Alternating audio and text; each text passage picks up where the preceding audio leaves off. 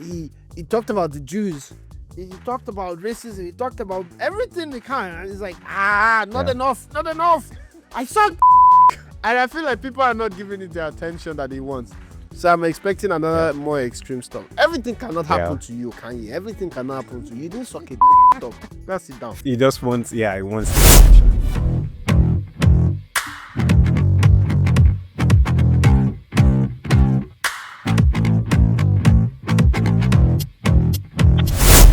Hello. Welcome again. Episode 33. I was so excited to be back again. Today we have a lot of interesting things to discuss. Let me know when you're ready and then we can Yeah, I'm ready. Good to go, man. Good to go. All right. Contrary to what we've done in the last few episodes, this episode we're not going to be focusing on what's going on with the political space and the Trump administration and things like that.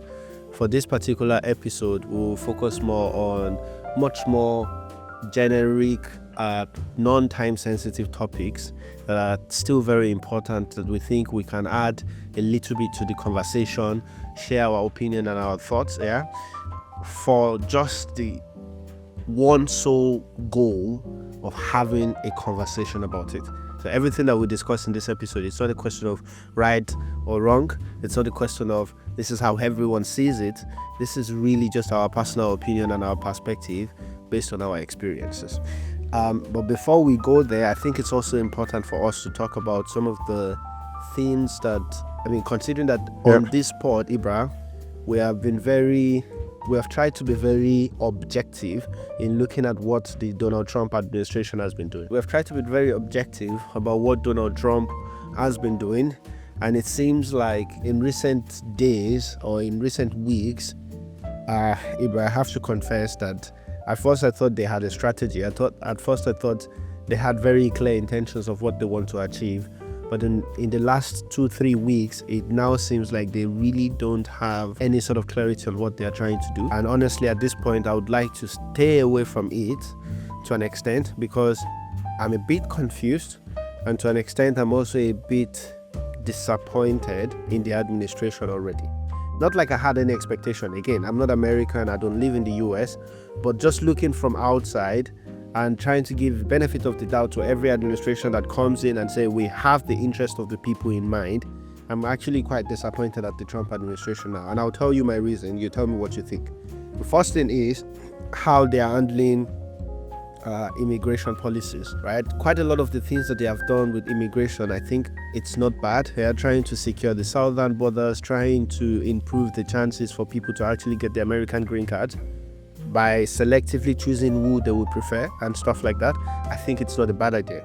But what they're doing with checking people's phone at airports, depending on your political affiliations, depending on your thoughts with regards to Israel-Palestine situation, I think this is extremely wrong. There's this parallel that people are trying to draw between Hitler and Donald, and I'm seeing it a little bit when you start to punish people and trying to stand on your ground even when you are clearly wrong. There's this one that was trending about the guy that they said, he's definitely in a gang, and they sent him to El Salvador. A lot of things have shown that he's actually not guilty or something like this, and Donald is still standing on the ground criminal. To keep him in El Salvador. He's a criminal and stuff like that.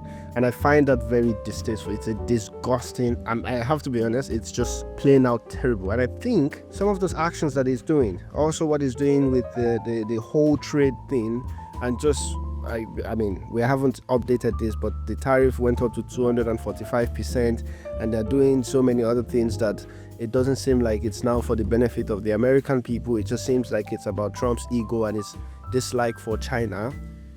Again, those things are now starting to reflect, right, in his approval rating, because for the first time, actually, his approval rating is now negative for the first time in a bit, right? So even people that were supporting him before, trying to look for where is he going to take the US now, they are starting to see that, doesn't look like he has a plan. Seems like it's just winging it. It doesn't really care about us. And it's starting to show. Also, what he did with Harvard and what he's doing with the law firms, forcing them to support him, forcing them to follow his political ideology, and actually inflicting punishment if they don't agree with him. I think that's completely against the whole point of democracy, against the American Constitution as well, of all the freedoms that Americans are supposed to have. And again, disappointed. What are your thoughts? Yeah, I mean, you said it all. I feel like for sure, he is looking like more like it doesn't have at least a fixed plan. Like it's like what we discussed on our previous episode where we talked about just shaking the tree and see what falls, right? So that's never a plan. And even just stepping away from that, like the immigration laws and this other bit that is quite concerning. Like, every country are now telling their citizens if they are visiting the US on like a tourist visa to get a burner phone.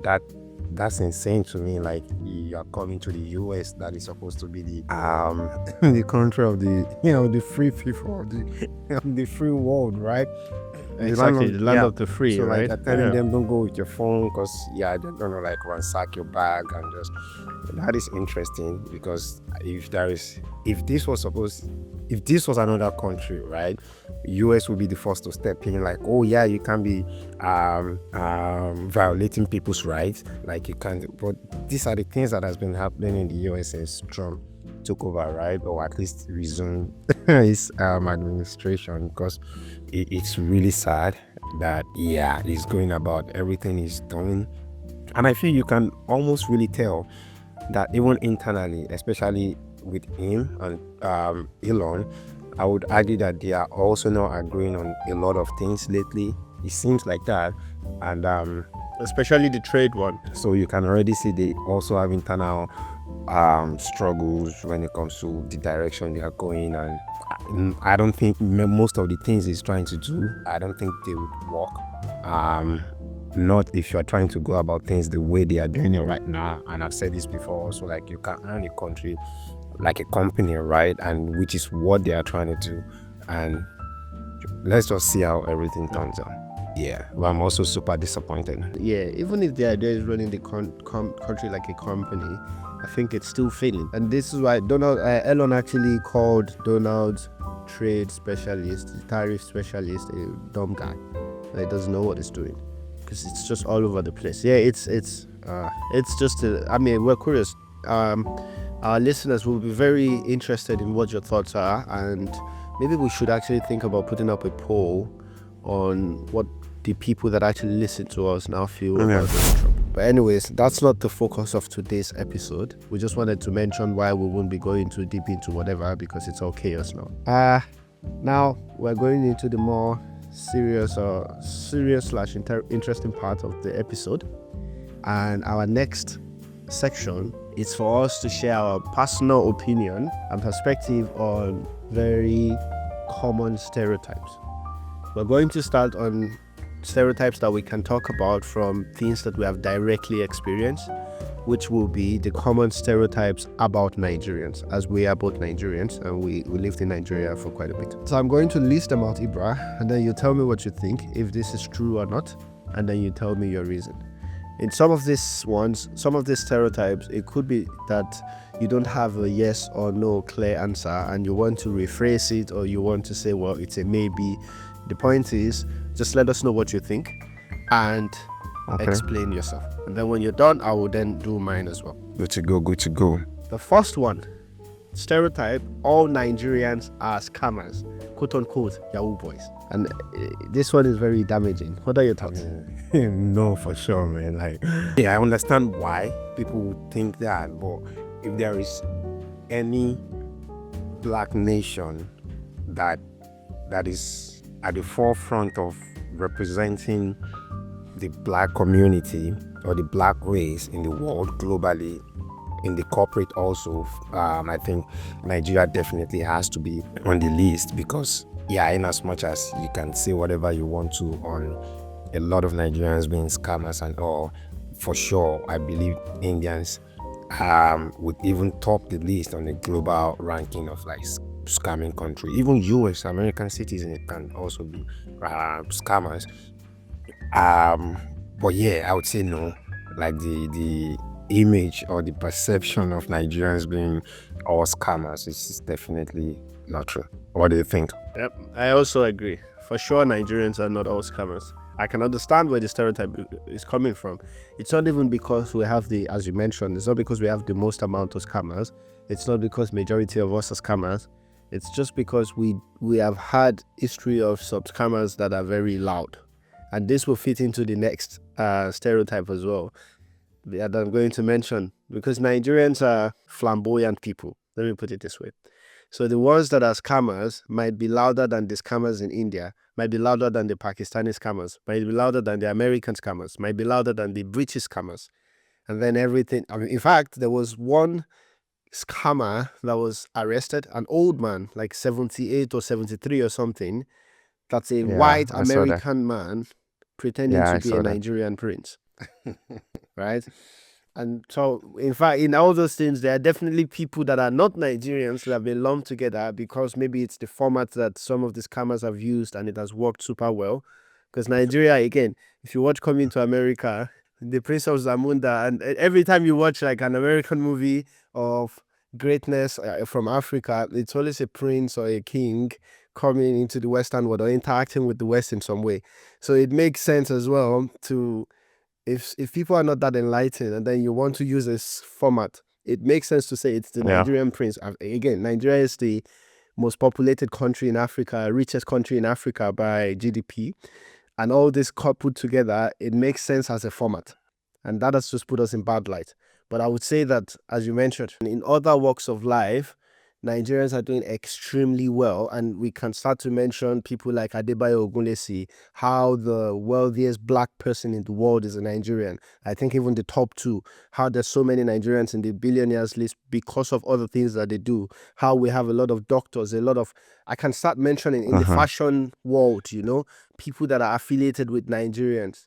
I think Wisdom Kai, for example, this TikTok guy. I don't know if Virgil Abloh, actually, may so rest in peace. Also, Is Wisdom in Nigerian? Wisdom Kai is Nigerian, exactly.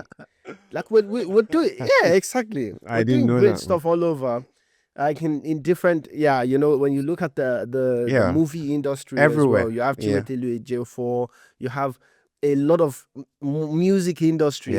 Dave in the UK, it's we are doing great in so many areas, even for the ones that have not grown in Nigeria and the ones that have grown in Nigeria.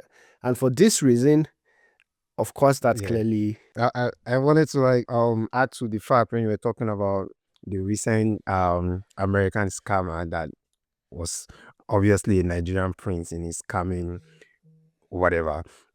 Like, did you see what was trending this week where on Twitter, like this Nigerian what's it called now? Like the world sees like Nigerian men being the price outside of Nigeria, especially in the dating world. So apparently there was this girl, I think a Sierra Leonean girl or something like that, that apparently got scammed. Not necessarily scammed.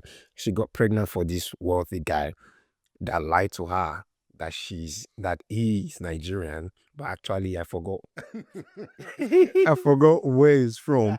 So he's actually he's using like the PR of Nigerian men, so to speak, just to get what you want. exactly. So she was now just realizing that he's a big time scammer like that, like 4 or 5 huge scam cases that he had, like with FBI and all, like in the US, he was deported and stuff. And he's not a Nigerian. And he goes about telling girls that he's Nigerian. So Is Nigerian. See?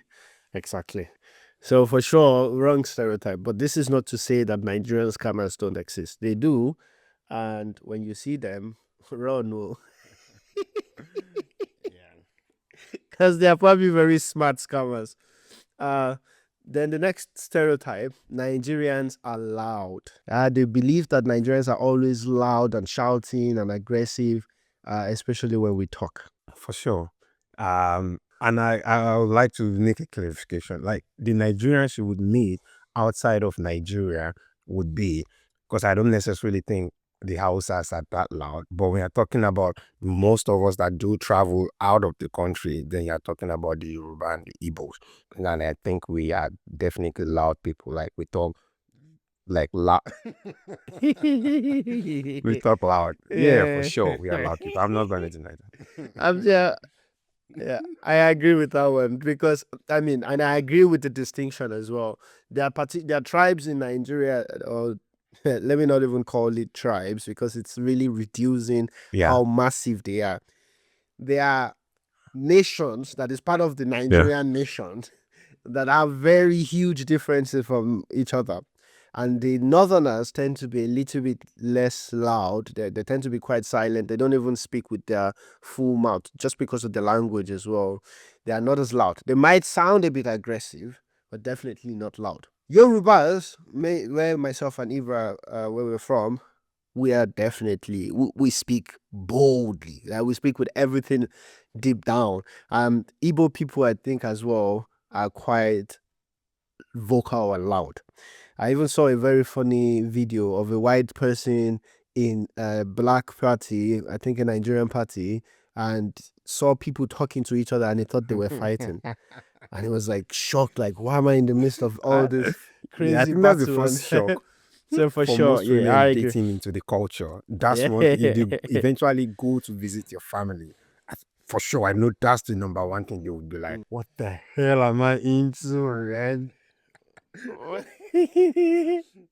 What's going on here? Are they fighting? Exactly. So that one, I think, closer to the truth than not. The next one is all Nigerians are rich or flashy, and this is sparked by what you see with Afrobeats, Nollywood, our club culture, Dirty December, and stuff like that. Yeah, for sure. I think it's definitely a huge part of our culture. I feel like that's also one of the reasons why I would say like Nigerians are actually making strides in like different parts of like different industries and all, because we really want to show off when we have it. Yeah, for the most part, it's definitely true. It's definitely, you can see how we have our parties. That we're flashy, but what about the rich thing? No, All for sure Nigerians are not. rich. Nah. A lot, there are a lot of broke people in Nigeria.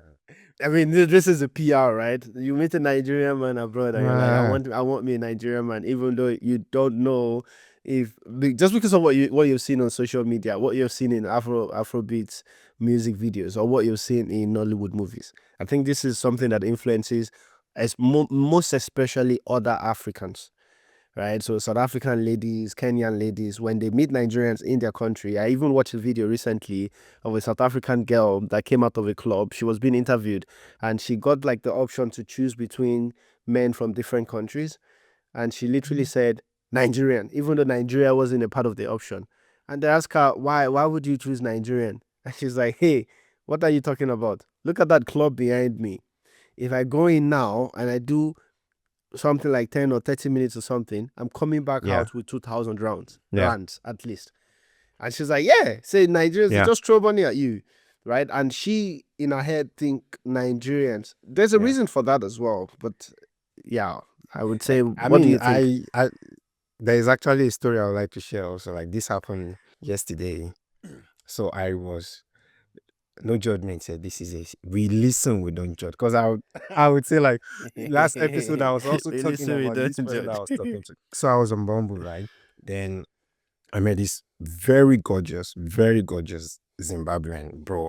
I'm like, damn, she's fine, man. So we started talking like 3-4 days ago, right? Just because I'm not actively searching right now, right? So I was like, let me be calm. Like, let me just not be this. It's not exactly who I am, but I just feel like I felt like she had this expectation just because I'm Nigerian. The whole conversation is going in one direction and is in the direction of what we are talking about right now. It's like the expectations, I can already smell it from a million miles away.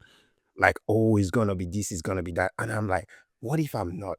Then we started talking, like I was like too humble to a very low to like me not selling myself, me not being how I am truly, just to see how she would react.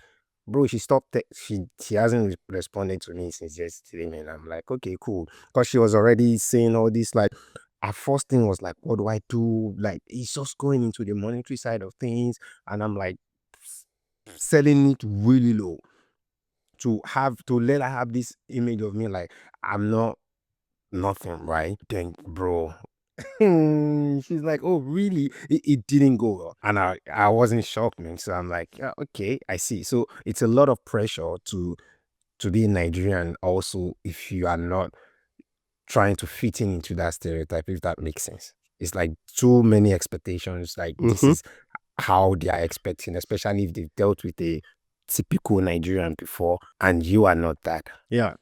It's a big issue. It's a big issue. I told you about the issues that some of my friends that relocated back to Nigeria faced in the dating scene in Nigeria, because Nigerian men in Nigeria, the ones that girls believe deserve a partner, deserve to have a girlfriend, they are the ones that put their girlfriends on allowances. They're the ones that buy everything for their girlfriend. They're literally just making the money and putting it in their girlfriend's servitude 100%. And any man that believes we're in a world today where girls have the opportunity to be successful and make everything that they want to make as well, and expect some level of fairness in the expectation or what you give and take, you will struggle in the dating scene in Nigeria. And it's not the fault of the women only. It's also because there are actually many, many Nigerian guys that would just do it. All right. If it works, why should the women expect something different? Why should they change? And I think that's what's happening there. And I think this is also the case for, I don't know about Germany, because I've also seen a post on the internet that Nigerians in Germany are very stingy or something. But I know for sure that in the UK and in the US, the guys step up to the It's the game pressure, as well. it's the expectation. Yeah. That's what I'm saying. Like for me, I'm not stepping Exactly. up to any game because this world, we're living in a world where everyone can do well for themselves. I don't have to be the sole I mean, it's not a question of provision. I will provide what I think is reasonable for the joint entity, but to go as far as being in 100% servitude for another adult that makes just as much or so much money that they can cater for themselves as well, I think it's unfair in today's world. Because if you don't look forward, they will find the next person that can give them even more, and then you have just bought this thing that will never last, right? So for me, it's even enough to create it as a test. Not a test per se. I'm not testing wherever you want to be. I don't recommend playing the testing game, but more be real and try to abstract from the financial support thing and the financial thing as much as possible. Of course, do what you need to do, but don't make For it all sure. I about mean, me. you're saying, for me, it is definitely a test, not like a direct one, but I'll be lying to say that I'm not testing. Like, I want, for every conversation we are having, I'm analyzing things, I'm thinking, okay, I'm trying to see what is really important to you. Like, and if you engage someone enough, you would know, right? Because everything will sort of go in this direction. You see where their interest lies, you see where they just sort of kill the conversation because it's not interesting to them, and they talk several minutes on this particular conversation, so you already can access like, oh, okay, I see what is important to you. And talking about like in Germany, I feel like it's because we don't have a lot of Nigerians in Germany to be able to compared to like the UK and the US, to be able to have that sort of stereotype strongly there, right? Like in the US and the UK, bro, Nigerians have been migrating there for ages, man, and that's why I feel like it's strong there. It's really strong. Yeah, I totally agree. And with the flashy thing, I do agree that Nigerians can be flashy, but I think it's also again coming back to the distinct nature of the nations within Nigeria, or tribe or cultures within Nigeria. Fulani and Hausa people can be extremely wealthy and extremely modest. Extremely modest in a way that you can't even fathom. You think, people in the West can be modest. When you say a Fulani man that is extremely wealthy, they can be much, much more modest than you can imagine. But a Yoruba and Igbo man, I mean, a Yoruba and Igbo man, and this is us abstracting on the large scale, then that stereotype of being flashy might actually be true. Because we have a lot of our people, we want to show what we are. And the best ways to see it is when you watch parties, weddings, birthday parties. We also love cars a lot, and how flamboyant we dress to these parties, how much money we actually spend on these parties. You can tell what's going on. The next stereotype: every Nigerian is extremely religious? No. I feel like maybe 20 years ago, yeah, a lot of people are definitely much more religious than right now. I feel like these days people don't really care that much for religion. People are leaning into this whole spirituality thing as to religion. So yeah, I don't think a lot of Nigerians are. But if you're putting into consideration the Awusas, yeah, they can really be religious over there, like the northern part of of Nigeria. But I find that take. I find that take interesting. Do you know? I disagree actually. Do you know why? I think that's the disconnect between how long ago we've been in Nigeria. When you still go on social media and all that stuff, almost all Nigerians are still hypocritical enough to believe that they are very religious. A shitload of Nigerians. I think the line you're drawing is you actually know that deep down oh, they're just doing and it that to just thank do you. it. That's the point. Is the hypocrisy is the key I word. think that's the Yeah, line. a lot of Nigerians are, yeah.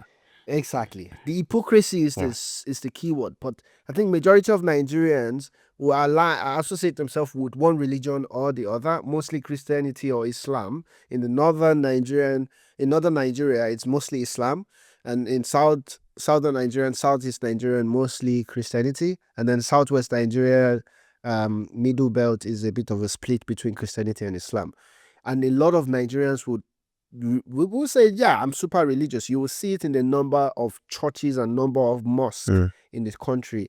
I think there are way more churches in Nigeria than maybe even Yes. businesses or something. Because I mean, churches are like businesses They today, and are. this is the hypocrisy Yeah. behind the whole thing. They do it just for the sake of doing it. Every sort of atrocities that you would not expect is still just there, right? The girl that just sucked on 50 last night is there in the choir. The guy that just someone is there on the podium as a pastor. In fact, you're probably standing on a dead body that they have buried underneath because they want to increase the amount of people that come to the religious Mhm. place, mosque or church. I don't care whichever one. And that's the hypocrisy. But they all feign that extreme religiousness. Yeah, you will see it on Twitter. The same person that was just staring at OnlyFans post and saving it or Yeah. archiving it or whatever is the same person that is going to be going super hard on LGBTQ plus, but not on the basis of anything like logic or whatever, but simply on the basis of the Bible does not accept it or the Yeah. Quran does not accept it. You see, like the disconnect between that mentality. So the stereotype in itself, if you want to relate to what is truly the participation of religion, I would say it's false. But if you really want to say just the identification of am Yeah. I religious or not, I would say it's true. I would still say it's not. I would say for older people, it's definitely true. But for younger people, maybe it's still true, but it becomes stronger as That's people grow older. bro, my brother. Exactly, which is this? It's still the same thing, right? Like I'm looking at people that we grew up together, and they are still the same super religious. I know that they are up in the head. I know Mm. what they're capable of. I know that we do, and everyone is still feigning. God, I need to Yeah, start going to church more. I need to start. Like they are still locked into it, and I think we have been a bit distant. But just pick the I get phone what now, you mean. call anyone Yeah, you know in yeah, yeah, Nigeria, or yeah. even in Nigerian friend. I really think they're too into it, to be honest, and it shows. Like, bro, I can count the number of Nigerian friends that I have, like people that I know from Nigeria, that are no longer going to a I'd say church yeah, or a yeah. mosque, It's or maybe they Nigeria is don't go, but definitely that religious thing because if you think about it, it's not because they are, but it's because they feel like they have to, because it's a way to sort of be in this position that maybe, if you get what I mean, people believe like protection, security, miracle, and all these things. Like it's better than to say no, I'm not believing because apparently maybe there is miracle, maybe there is this and whatever. So let me just do that and hope for something. exactly, And it's just the security part of it, yeah, that makes people to exactly. it love that. I think there's a negative impact of it as well because it makes us very controllable as an entity, as a people. The politicians use it very strongly. The religious leaders that are using their religious facade as a business, They also use it very strongly. And this is why there's a lot of testimonies about witches and wizards and this and that. I'm not saying they don't exist or that they exist. It's just Nigerians tend to fear them, even though they don't know what they are. When you watch a movie or a Nollywood movie about witches and wizards, there are only few Nollywood movies that shows the possibility of a good witch or a good wizard. Very few. And this tells us that we know what we think we know, but it's not like we know everything. But making it as negative, as bad as possible, it's also what's been done with our traditional religions, right? Make them look as the terrible. This is if I'm probably a negative Yeah. person. If Yeah. I'm probably You're an evil you know, person. I'm Yeah. probably trying to do someone evil. Exactly, evil is the word. I'm probably trying to do Yeah. something evil to someone, and then that pushes you to say, well, there are people capable of doing the Ifa thing or Amadioa thing, so I have to rush to the mosque or the church, right? And that's not true. I mean, it's just a lot. It's ignorance, right? But yeah, I would say that stereotype is probably, it's not true in the way it has been formulated to say all Nigerians, but for sure it's Your true perception. in the sense of majority of Nigerians who identify as religious, and it shows in the number of churches and mosques. Nigerian women are gold diggers. Very true, bro. No true word has been said, bro. For sure. Not even in a judgmental way. It's just facts, man. Like for me, I've dealt with the fact that I've known that since I was a growing adult or like a teenager. It's for sure.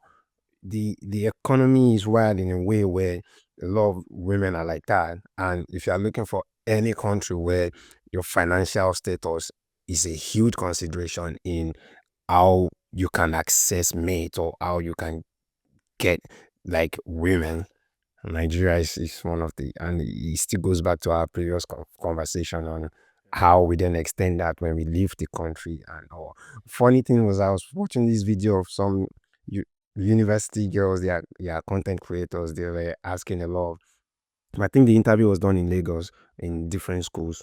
They were asking which tribe do you think is the stingiest, and they are saying like Yoruba men and all. And I'm like, man, that's interesting because these same Yoruba men are the ones that would leave the country and feel the appreciation that a typical Nigerian girl won't make you feel, and you are all of a sudden the price. You are like, wow, I'm the same me, right? But what has changed? You are even doing less. I think I know where that is coming from. I think Yoruba men are definitely the ones that think about it the most, or whether it's reasonable to give their woman money or not. Igbo men are a little bit more, my woman gets everything. I don't care if I'm suffering. Hausa men, they're just like, yeah, you provide for the woman, and the women are not asking for too much. Because our women are asking for the most. Oh, Igbo women Really? are asking for a lot too. I agree with you. I agree with you in the thing of, well, Nigeria is the one country in the world. I would say maybe not number one, because I've heard about some Even Arab East Europe. countries and also Yeah. the Eastern Europe. And Yeah. the Russian, the Ukrainians, where when they think about love, yeah, money plays a huge role, a much bigger role in the expression of love or in the possibility of actually having a partner. I've seen it so many times on Twitter where girls are saying, what are you looking for a girlfriend for if you are jobless? What are you looking for a girlfriend for if you don't have money to provide for her? What are you looking for a girlfriend for? Like, I've seen a girl say, I don't care about what you like. I don't care about whether you love me. I don't care about lifestyle. I care about what becomes money in my pocket. So if you're my boyfriend, you have to make that happen. That's the added responsibility that you have on your head. There's only one caveat that I want to put on top of this in defense of Nigerian women. That I think this is more the case in the larger cities in Nigeria. Lagos, boo, Abuja, boo, Port Harcourt, boo, Calabar, Ibadan. Yes, gold diggers. But maybe in the smaller towns, the smaller cities, smaller villages, it's not as apparent. But the moment those same ladies get exposed to the Lagos lifestyle, get exposed to some friend from Port Harcourt, some friend from Abuja, Otilo, they are gone. They become gold diggers. So I'm saying this because I want to clarify that it's not a thing in the genetics, yeah, because a lot of Nigerian women have also, I don't want to say suffer, but Gone through they some have, stuff. yeah, they've accepted partners that had less than optimal, and they have gone through life with them, and you see them Calabar all is over not the on the place list. as well. Just So to it's not that only the just to rich clarify people. also. Calabar, Okay, Akwa so Ibom. Calabar No, doesn't care about no, money that much, right? See, no. so this Okay. distinction is necessary. However, the Nigerian women that you mostly see on social media, they're mostly the ones in Lagos and Abuja, and for sure, those ones will only and only judge you based on your monetary capability. So if that's what the term gold digger means, then absolutely yes. Yeah, for the ones in some Yeah. of the larger cities. Yeah, that's true. The next one, Nigerians are corrupt. Hmm.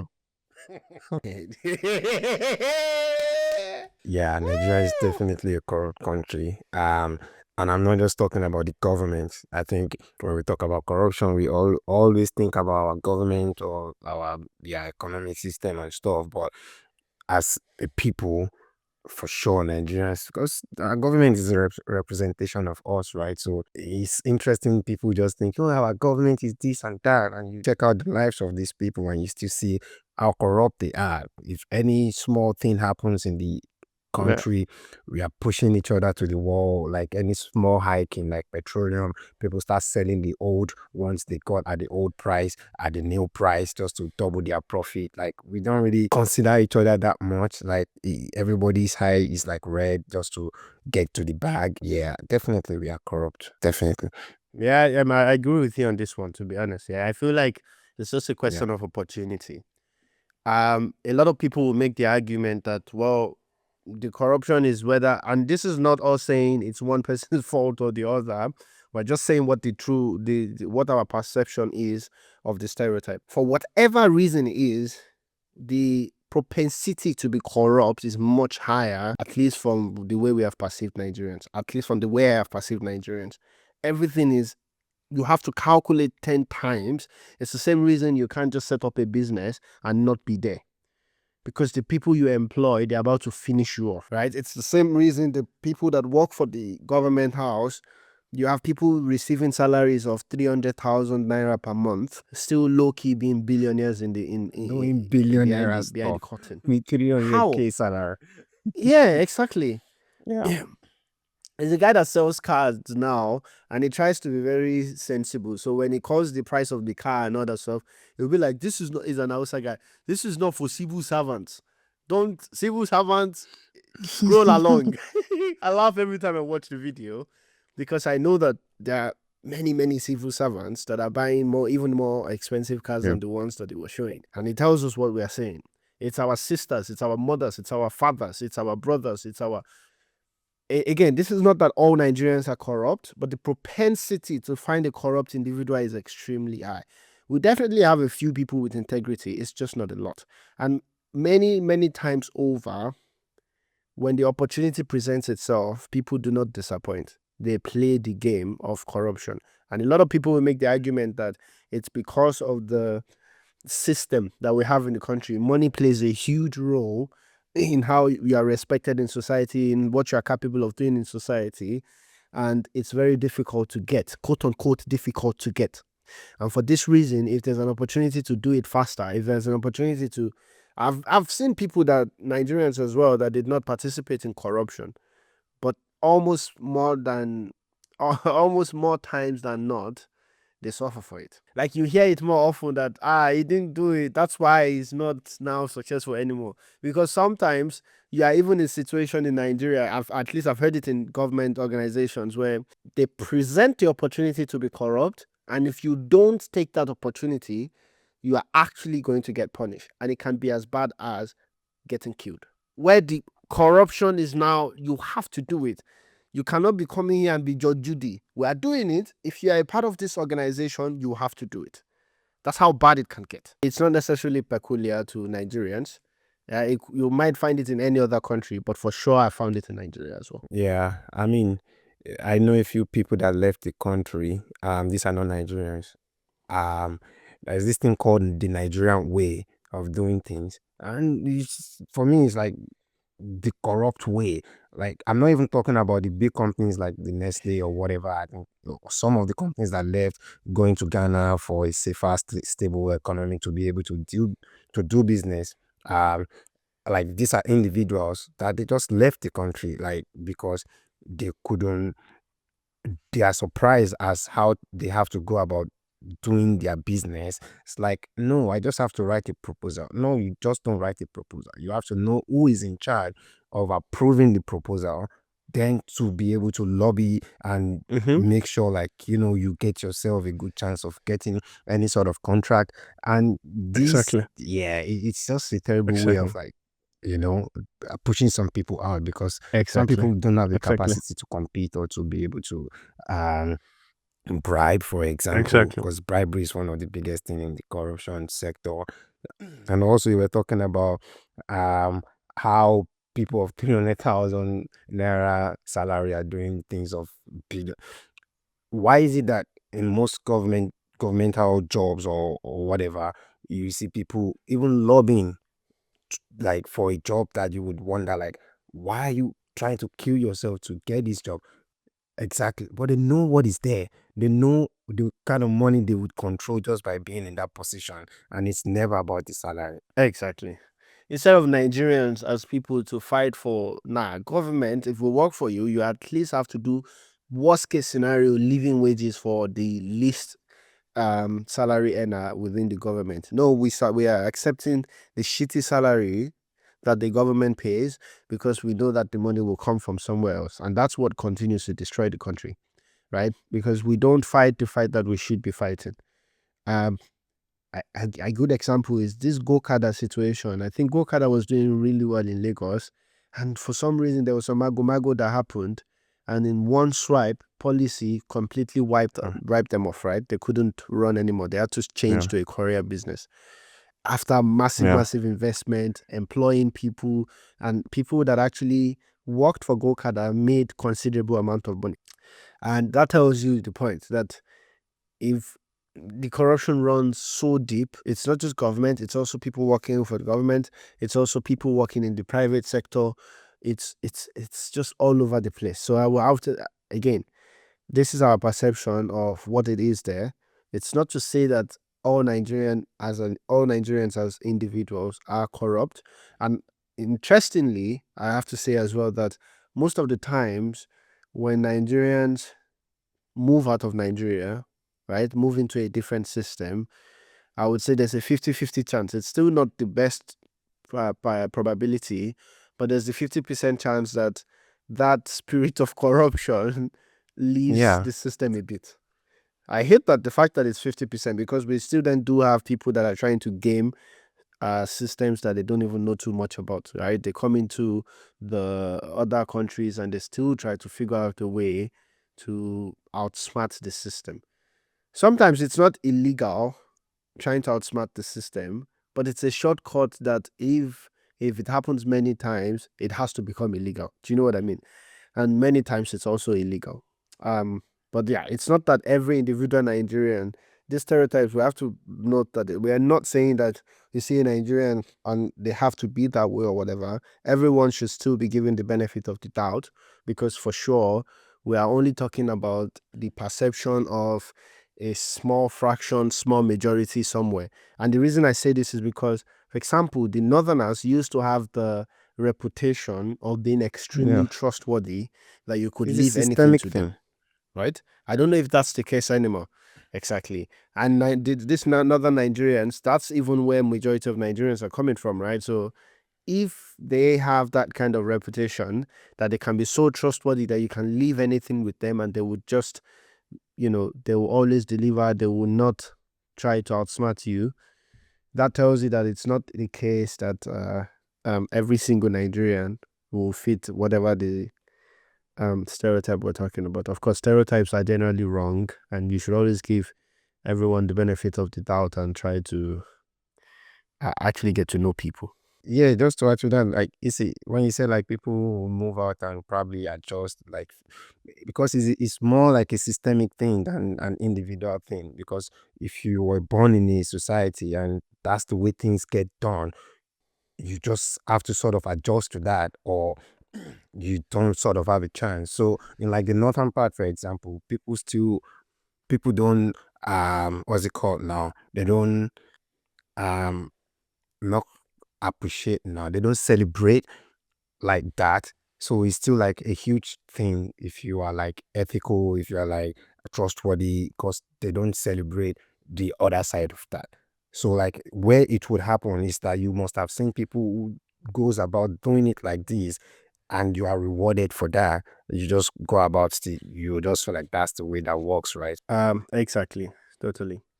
Um, so the next stereotype is Nigerians are all extremely smart or overachievers. Hmm. I think people, yeah, myself, I like to believe that, but I don't think that's entirely true. I feel like it is true from the angle of what seeing how many Nigerians immigrants that outside of the country that are doing really well, but that's already coming from a very selected population of the country that actually sort of got out of the country to explore like other opportunities out there.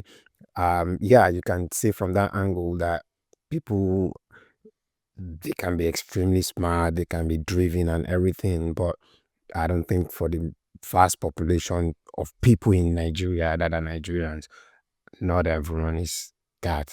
Not everyone is that. Yeah, I definitely agree with you. No, I mean, it's the truth, right? I do agree that my perception is also that I'll put it this way. If you meet a Nigerian outside Nigeria and doing something outside Nigeria, the probability that they are smart and they potentially try to overachieve is like about 70%, which is a very high probability. Of course, there are still the Nigerians that are still just trying to do the bare minimum, but it's a very high probability. And then when you look at the whole country, Nigeria, I will just put this out there. It's a much more complicated thing to answer, but from my perception, I would say it's not true. That we are overly smart or everyone wants to overachieve. We have over 200 million people in Nigeria. And when you look at the statistics of how many of them are actually working, how many of them are actually trying to be strategic and smart about the way they work, we have hard workers or something, or people that at least spend time like they are working, but how many are actually working smart? How many are actually working towards a goal that looks like they are overachieving? It's not, I'm not saying it's always the fault of the individual. We have a shitty system, anyways, but for whatever the reason, it's not true. I agree with you. Yeah. But when you look at our population, even Nigerian succeed in leaving Nigeria and relocating abroad, especially when they do it legally, best believe the probability that they are smart and want to overachieve is quite high, because the effort to actually do that requires smart work, requires a lot of hard work. Yeah, for some people, one way or the other, regardless of how easy it is, and requires that you are ready to go give your best wherever you're going. And that's the self-selection that you're talking about, I think. The thing is, neocolonialism has set up this structure where Yeah. i- if you are from Africa, from Asia, like there's this defense, there is this barrier mentally that has been put in place, that if to actually come to like to get a shot at um competing, there is an extreme selection. So if you're already getting out, it shows some, is what you just said, it shows some level of competence, some level of strategic planning and everything. So it's the same for Asians, it's the same for um South Americans, it's the same for yeah, I said Asia, like Indians and Chinese. So like I think it's not fair to now then see a lot of these people in in the US, for example, and assume like, oh, like all Nigerians are this and that. No, because people that are able to come pursue different or their goals over here has been pre-selected. So these are not just an average Nigerian or something. Yeah, I agree. And this is not, and of course, there's still a bunch of super smart and overachievers in Nigeria. I think the ones that decide to stay in Nigeria, even though they are super smart and all, they have the strategic planning, they're also gone in for something that I will call overachievement as well. Because if you stay in Nigeria and you realize that, no, there's opportunity for me here to do X and X, that's someone that I see with strong sure. vision of mind. Right, because there's a lot to do in Nigeria. There's a lot to gain for actually solving problems in Nigeria, and I think there's a bunch of people that are also like that in Nigeria. However, from the people perspective, right, if you want to generalize, which you shouldn't, but if you want to, I would say take that with a grain of salt, because our inability to plan strategically, our inability to be extremely smart as a people, our inability to not overachieve as a people is exactly why the systems that are in place to put us down are still in place. It's exactly why the politicians are able to mess with us this much and they're succeeding. It's exactly why we are in the position that we are in certain areas of leadership. Because as a people, we are not exhibiting that level, the level of wisdom and smartness to get over things like that. We're not trying to achieve. Yeah, a simple way of thinking about the overachievement is how a lot of Nigerians, in fact, I would say majority of Nigerians, do not actually expect that Nigeria can become anything greater in the next few years. For me, I would see that as that's the lack of the spirit of overachieving.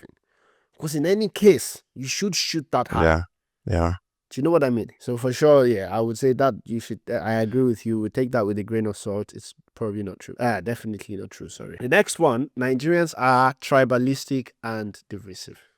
For sure, that is true. We might want to act like woke and act like it's not true, but I feel like it's definitely true. And you still hear people in situations of like getting married. Yeah, now you can't marry from that tribe. You can't do this because this is what they do to get married, or this is what they do when things like this happen and stuff. So we are not still as accepting as I feel like we should. And you still, even very dark man, like it's like the popular influencer in Nigeria right now, it will still come from many of these angles, like talking about, oh, is it because it's Igbo, is it because it's Hausa? Even the way our presidential or like our top political positions are being constructed, you still see this sort of, oh, the last person was Hausa, the current person is Igbo, so if your presidential campaign person is this tribe, his vice has to be this other tribe, just because that's how you can be exactly you federal can be character. accepted, right? So I feel like for sure we are still very tribalistic, and yeah, that sort of divides us. So I would say this: the example of the political one that you mentioned, there are some of them that are actually ingrained in law because federal character needs to be maintained. Otherwise, if you only play the popularity game, we might end up in a situation that smaller tribes are not represented. So in some situations, it's necessary to actually say, well, that cannot go to that tribe, right, for representation for another tribe. So federal character, I would say from my own perspective, I probably want that to be. But you are right when it comes to, we can definitely unify. We can come together, but historically and politically, it has been shown to us many times that it's the biggest crack in the strength of Nigeria, tribal. It's the easiest way to attack Nigeria because a lot of people are very capable of quickly jumping on the bandwagon because it's a residual emotion that they hold. My tribe first. Yoruba, Oduduwa nation or Yoruba nation, what are they calling it? And the Igbo people as well, the Biafran. And then the Northerners are also doing the Arewa thing, right?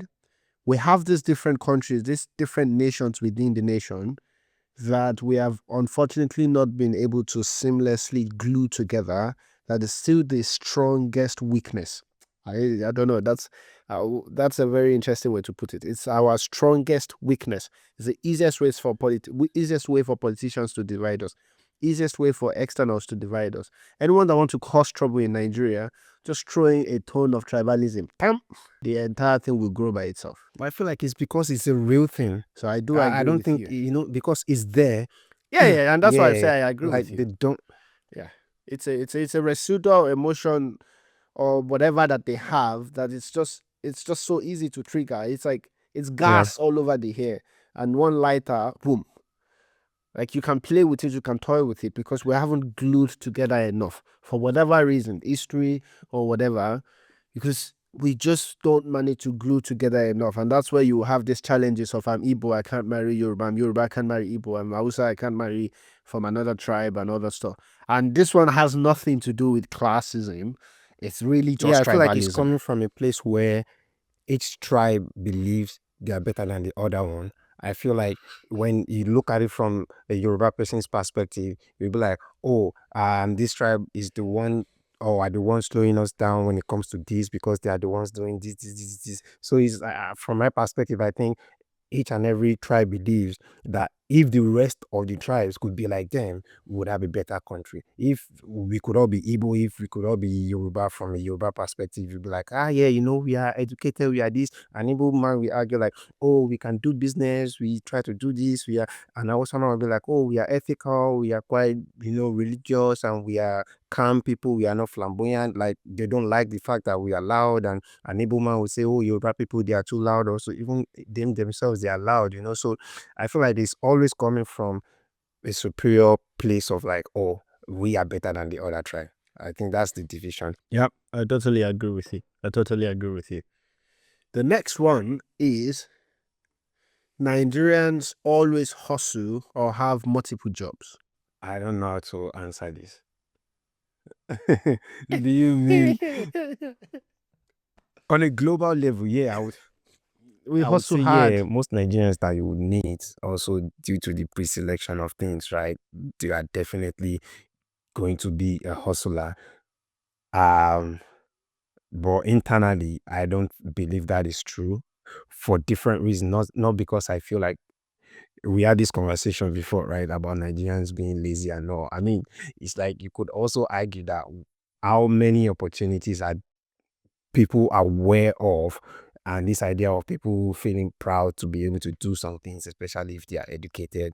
So like, oh, I have a BSc now, I can't be a bricklayer or I can't be a mechanic. Whereas a lot of mechanics are swimming in like too many jobs, right? They can't really get a lot done. But just because you went to school, you can't see yourself as it's like beneath you at that level. So yeah, not everyone internally are like that. But I feel like if you are able to like, say, oh, I want to seek a new opportunity outside of Nigeria, that's like the biggest thing or the biggest obstacle you could or the biggest decision you can make. And from there on, every other decision is like, I already left my comfort zone, so what could be bigger than this? So you're already just firing down. So I am with you, but the way I will put it is every Nigerian that does not have a fallback plan, every Nigerian that is by their own by themselves on their own, tend to be a hustler, might have multiple jobs. This is not to say that they are effective or doing it efficiently. This is not to say that they are doing it smartly, but they will spend time and effort to try to put themselves in a better position. Whether they're successful or not, different story, right? As long as you don't have a fallback, as long as you don't have the person that you can ask for money, as long as you don't have the person Stay that with, you can yeah. ask to support.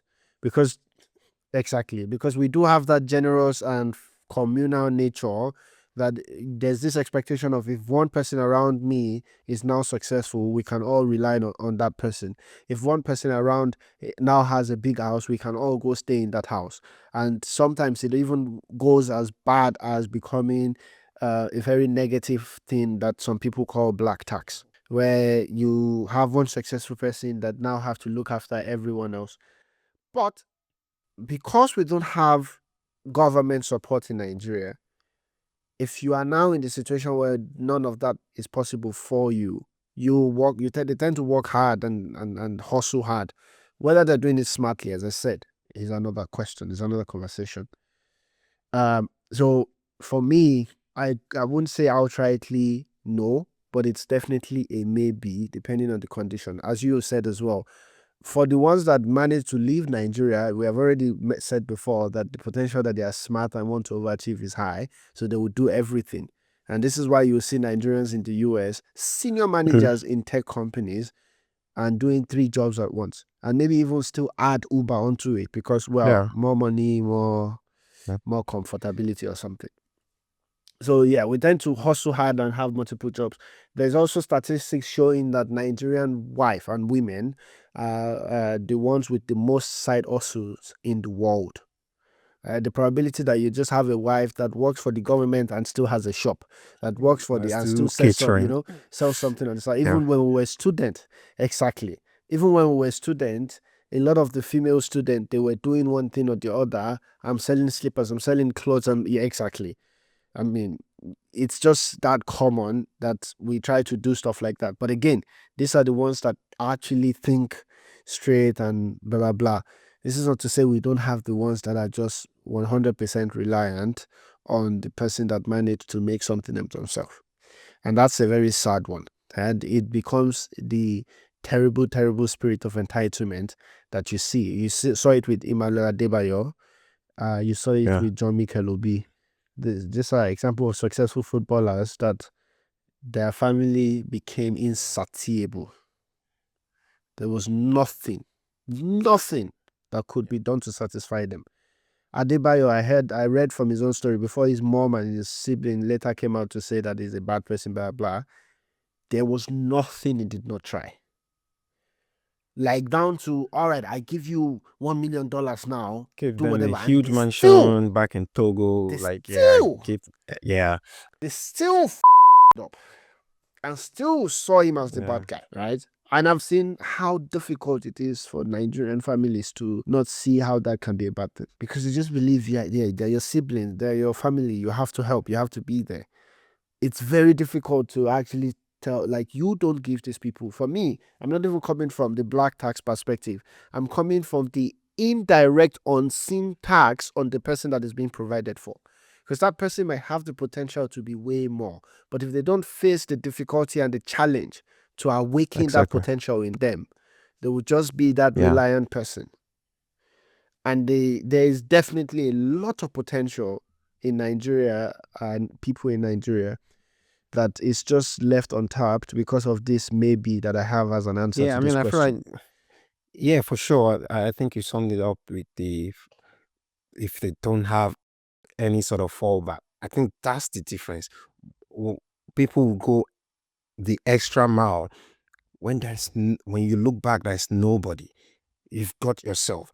Like you don't have a family, friend's house that you can live short time for free, and because like you said, the communal thing is so big, and the system in Nigeria, we are not taxing people like on a monthly basis. We don't do bills on a monthly, so it's like a yearly thing. So you can just struggle to sort of figure it out now. So things can really be bad for you, but you are not homeless and you can still eat. Maybe not 3 square meal, maybe one, but it can really get that bad in some places, especially in the West, that things will go. So you can't really relax. In like Nigeria, if you housing is really not a problem for most people, even though they are poor, but you still have maybe 3 people living the same, like it can be really bad, but you are not on the street. We don't have homelessness like it, but it doesn't mean people are doing fine. And it's the fallback thing that you talked about. Like I feel like is the difference. Yeah. That's it for Nigerian stereotype. I think that was a very interesting one. I think it was quite intense as well because there's so much to talk about. I find that very interesting for sure. Okay, so the next top section on the agenda now is the agree or disagree section. The topic today is once a cheater, always a cheater. Agree or disagree? I'll break it down into gender specifics. I would say for women, from my experience, I think it's true. And no, I retract. For men and women, I think it depends on. But now I'm like, that doesn't make sense. Like it depends on so I'll say no. But it depends What the hell? Hey, no. It's tough. It's tough. It's tough. I thought about it, bro. I thought about it a long time as well, and I came to an answer that I was like, okay, I'm fine with that one. But to be honest, Maybe you go first because I'm confused right now. I don't know. but it's extremely tough. I have to say, once a cheater, always a cheater. I think it's probably the reason that it's so difficult to answer is because of the way the question has been framed. Once a cheater, always a cheater makes it seem like that there are people that are cheaters and there are people Exactly. that are not cheaters. And then the cheaters, when they have gotten into that space, they then, for me, I would say, because everyone is capable of cheating, there's no time frame to it. There is no separation in my own book from that's a cheater, that's not a cheater. Exactly. Right? So let's say there is obviously this scenario for I have cheated and I will no longer cheat in the future. That scenario is possible. But there's also the scenario of I've never cheated because I'm about to cheat in the future. So it doesn't give you any information. It doesn't tell you anything. You know, there's no information in the idea of once a cheater, always a cheater. The fact that every single individual is capable of cheating is just a matter of time and will and opportunity. It's up to everyone to now decide how they want to proceed with engaging each other. Are you accepting the risks that your partner might cheat on you at some point or any time? Or are you trying to deal with it by checking your partner's phone or by managing the communication with your partner to give you enough information or enough opportunity to trust them? Because the idea of once a cheater, always a cheater, I quickly drew it down to the parallel of, well, it's a question of can you trust them if they have cheated before? The point is, it's exactly the same as if they have not cheated. Theoretically, right? Emotions wise, it's different. If someone has cheated on you, if you cannot trust them again, then you will always see them as potential cheaters. If you agree with the explanation, you might actually be able to move forward and forgive. Then if you forgive and you trust them again, it's because you are assuming that they won't be a cheater moving forward. Right? But it's the same as someone that has never cheated. Mhm. Right? If you decide to trust as well, they might cheat moving forward or not. I feel like just going back to the question, I have my answer. I think my answer is yes. That if you cheat, you will always cheat. I think just literally looking at it like that is simple. Yeah, why am I supposed to or to trust you again that you won't do that? If you've done it once, I don't need to know why, but you will do it again. Yeah. It's done. And so yeah, my answer is yes. Yeah. From that perspective, I think maybe for me, my answer was more radical in the sense of everyone is a cheater in my book. And then I would take the risk of who I choose to trust. Because I feel like everyone is just capable of it. So I don't want to care if you have done it before or not. I'm risking to trust you today. If you give me the sign that you potentially, don't worry, I don't need to catch you red-handed. I think we've said this before. So, but yeah, for sure, if someone cheated before, I would For say sure. they will do it again. Yeah. I mean, why it was challenging for me to answer at first was I was trying to separate like why people do it. Then I just thought like, it doesn't really matter, right? Why you did it. Like that's pointless. You did it anyways. And Yeah. I have to make decision based on that action, right? So yeah, because you can be like start going into all these Yeah. details, like they are like serial cheaters, like no matter what, they will cheat. And they're like, oh, he did this. They are the same. I would even argue that the people who Exactly. emotionally cheat are worse because they are like, oh, because it did they are not, they are still the victim even though they did something bad. It's like, oh, it made me do that. Yeah. That in my book is like you are not Yeah. taking accountability for what you've done. It's because of what I did that made you do that. Nah, but you still made the decision to do that, right? So that's even worse in my books. So yeah, yes. Nah. I think it's Yeah. it's all the same. Yeah, the difference is one person has showed that the capacity or capability to do it is no longer a probability. It's a confirmed 100% fact that it has been done.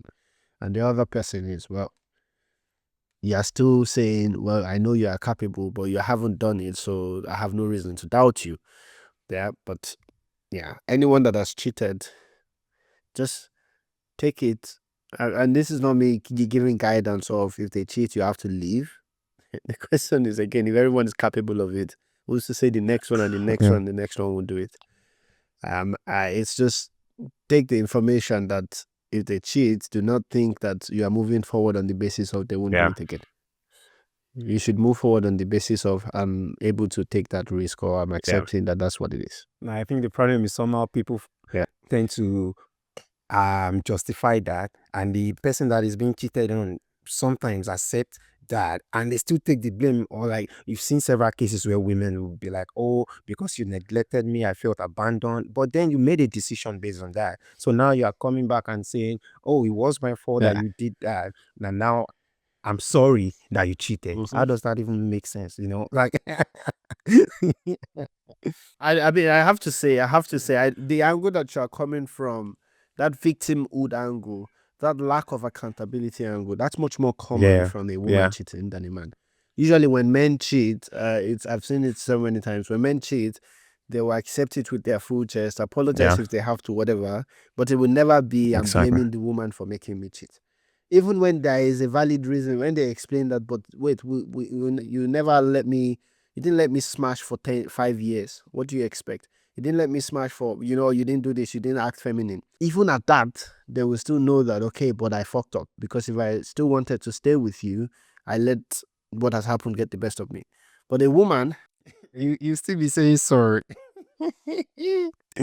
Bro, I sent you a video on Instagram. I saw 2 videos on Instagram. Video 1, this woman woke up one morning, decided that she wasn't feminine enough, or she was too feminine, whatever, broke up her family. She has 2 kids with this man, decided that they were going to divorce. And then she posted a video on Instagram where the father, so now the baby daddy, was coming to visit his kids, and she tried to hug him, right? And he didn't accept the hug. And she still posted this victim bullshit. Look, I tried to hug him because my spirit is whatever bullshit she wants to talk about. But you broke the family.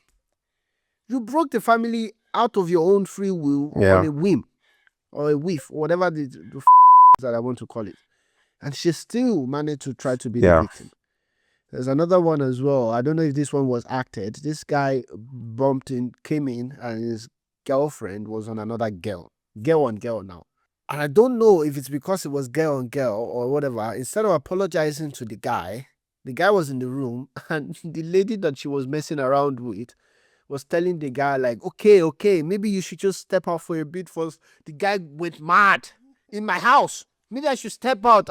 I saw you sucking a You're telling me to step out. The guy broke the lamp on the ground. He was going crazy. And his girlfriend was turning it. Calm down, relax. So I'm like, where's the I'm so sorry, I didn't mean this, whatever. The victimhood mentality, the lack of accountability. It's also, what's the name of this woman that did this cooking show with Snoop Dogg? That interview of her as well, where she was talking about her ex-husband. Is it Mary something? This old woman, this old white woman that went to prison for tax. She went to prison for tax. I don't know.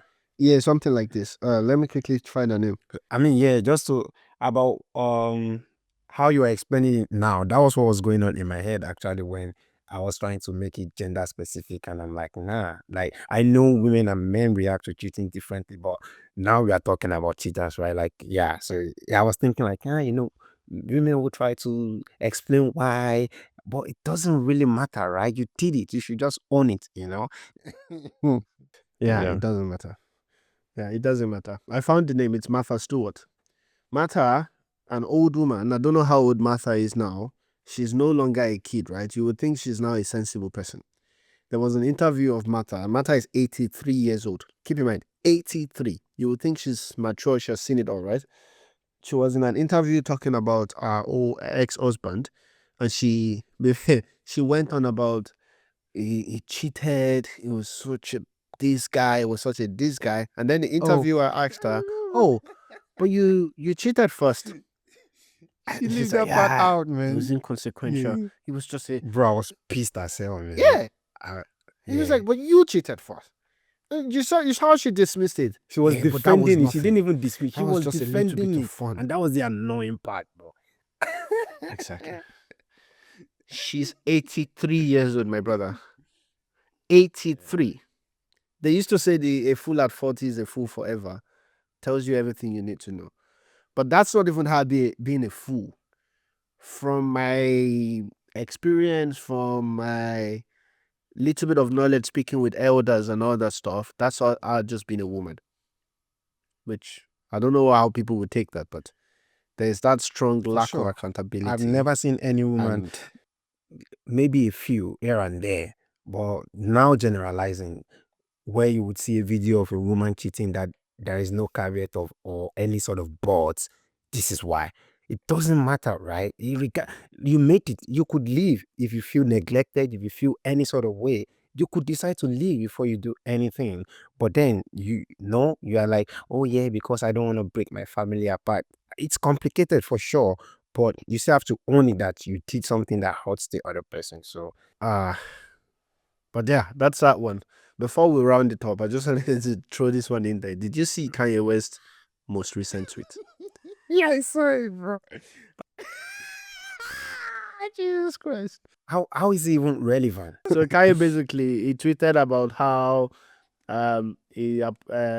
wait, what happened to his cousin offed someone, off the woman pregnant later in woman. his life, blah blah. But if a pregnant woman, and he regrets it, he feels responsible because he introduced this cousin to Con at age 6, right?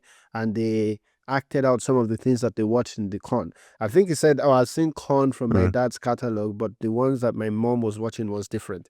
And anyways, they acted out on it, which meant that he sucked his cousin's age 6 to 14. I don't believe it. I think Kanye is just chasing for clout. sure. I feel like he wants to lock in into free publicity strongly, and he will do anything to get it. Maybe this is just a symptom of some other thing going on in his head where he's like addicted to the limelight, because I've seen a lot of celebrities struggle with that when it comes towards their retiring period, or like when the peak is like over, they don't really know how to deal with this loss of attention that massively gripped them like during their early and their peak period, and he might just be struggling with it. You see this lady, what's her name now, like still trying to dance in a very weird way in front of the camera, that now she has a guardian and stuff. Britney Spears. I used to like her a lot. Yeah, Britney became something else, man. It does happen to a lot of them. Lil Wayne was open So about sad. it, where there was a time he was like dipping and all, like he started he said it. Eminem, that he started getting jealous of like Lil Wayne, like, of all the attention he was getting. I felt horrible by myself. Yeah, like they all go through it. It was speeding and I wasn't. Yeah, maybe Kanye's going through that right now. I don't believe this. After all this, it was like, my name is Ye, and I sucked my cousin. He's a stupid guy, to be honest. I'm like, can you stop this? Stop this, bro. I can understand, because he had his wife naked on TV. He talked about the Jews. He talked about racism. He talked about everything he can. And he's like, not enough. I suck. And I feel like people are not giving it the attention that he wants. So I'm expecting another more extreme stuff. Everything cannot happen to you, Kanye. Everything cannot happen to you. You didn't suck it up. Go sit down. He just wants, he wants the attention. I guess what, Kanye, if you suck, the only problem is that you did it so young, but it was kids and on kids crime. So you deal with that on your own. You can be gay if you're gay. Be gay then. Good for you. If you're bi, be bi. It's not shocking. Kanye, go and sit down, man. Go and make clothes. Go and sew clothes or something. What's wrong with him? Well, anyways, that was a very nice episode. Guys, we have talked about so many interesting things in today's episode, and what we're actually looking forward to is then your reaction to that, your comments, your opinion, because everything that we have discussed, especially when we're talking about the stereotypes, when we did the agree or disagree, and everything today actually has been our opinion. It's really from the individual perspective, our perception of things, our experiences, and we would love to have a deeper conversation about this. In fact, Ibra, I'm thinking some people might be able to come at some of the things we have discussed from a different angle of let's use data to judge, let's use psychology to judge, and all that conversation we welcome. We want to have that discourse and see where we take this moving forward. We'll do more and more stereotypes commentary as well, because we think it's not just Nigerians that have stereotypes. There are many more that we'll be bringing to you in the coming episodes. We have quite a few lined up, and I'm looking forward to those ones as well. But we have started with the very personal one. This is us. We are Nigerians, and we've talked about us. Do not forget to like, subscribe, follow us on our platforms. We are definitely everywhere. We are on your Spotify, Facebook, Instagram, TikTok, YouTube for sure, X and Threads. Exactly, and Threads. Until the next episode then. Cheers. Peace.